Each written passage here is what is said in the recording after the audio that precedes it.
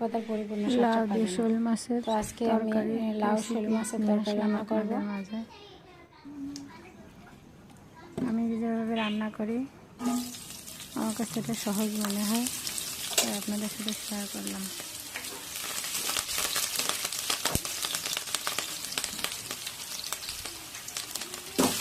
মাছটাকে কষিয়ে নেব, শোল মাছটাকে ভালো করে কষিয়ে নেব লবণ হলুদ দিয়ে।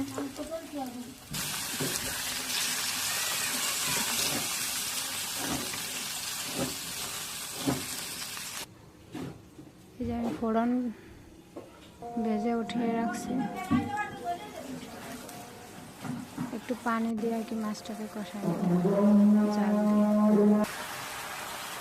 মাছগুলো তুলে রেখে এবার লাউ দিয়ে দিয়েছি। তো ঘরে নাই মাছগুলো ভেঙে যাবে যদি ওখানে রাখি। কোন জিনিসটা না শুধু মাছের মাথা আর মাছ আর কি হালকা বানালে তোমার আহুদার নিয়ে যাবো। আমি শেষ মাছ খাই থাকবে না।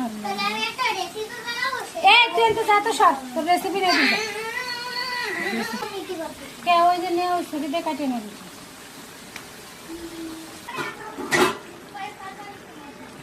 আমি জলের পানি দিয়ে দিলাম। আমি পানিটা গরম করে দিই, ঠান্ডা পানি দিই না, কারণ ঠান্ডা পানি দিলে লাউ হচ্ছে ঠসা ধরে যায়, শক্ত শক্ত মোলায়েম হতে চায় না।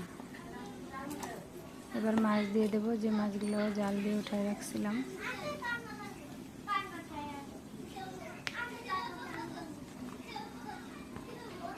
আমি লাউর ঝোলের ভিতর কুমড়া বড়িও ব্যবহার করেছি। আপনারা যারা পছন্দ করেন তারা দিতে পারেন, আর যারা পছন্দ করেন না তারা না দিলেও কোনো সমস্যা নেই।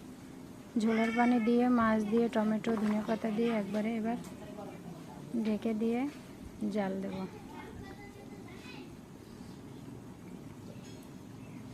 এটা আপনারা কাঁচা মশলা বেটেও কষায় রান্না করতে পারেন, তবে আমার কাছে লাউ তরকারিতে ফোড়ন দেওয়াটা বেশি মজা লাগে।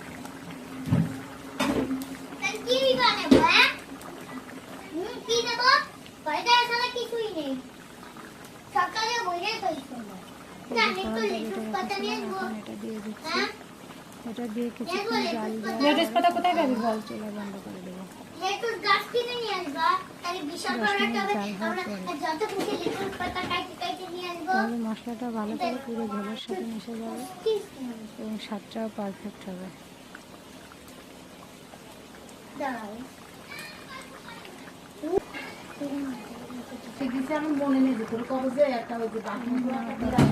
তুমি সাথে তাই কেনবো হয়, এই কথা আমিও ভাবছি, কিন্তু বল আমার